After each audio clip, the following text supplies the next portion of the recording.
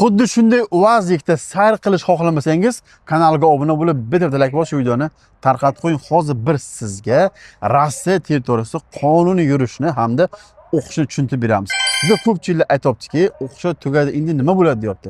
Shu savolga javobni Akmal aka beradi. Akmal aka, o'qishlar nima bo'ladi? Bugungi kunda 20-avgustgacha ochna zavodni yo'nalishiga, davlat universitetlariga, bakalavriatga, 20-sentyabrgacha magistraturaga hujjatlarni topshirib, o'qishini davom ettirishi mumkin bo'ladi. Agar undan ham kech qolganlar qaysi o'qishga kirsa bo'ladi? Agar undan keyin ham ulgura olmaydigan bo'lsa, xususiy universitetlariga 20-oktyabrgacha hujjat topshirsa bo'ladi. Endi hammaga narx qiziq. O'qishga kirmoqchi eng past kurs qanchadan boshlanadi? Xususiy universitetlarida 50 ming rubldan boshlanadi.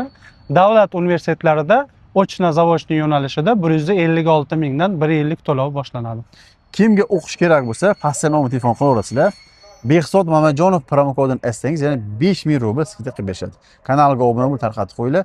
Bizning ofislarimiz Metro Petrovsk Razmovskiyning 1-vahdatida 9 hamda 10 liniyada pastda nomlar telefon qilib kelaverasizlar. Akmal aka o'qishga o'qish bo'yicha yordam beradilar. Shu videoni esa o'qishga kiraman, o'zim Rossiya territoriyasida qonuniy yuraman, kelajak qilaman degan odamlarga jo'natib qo'yamiz.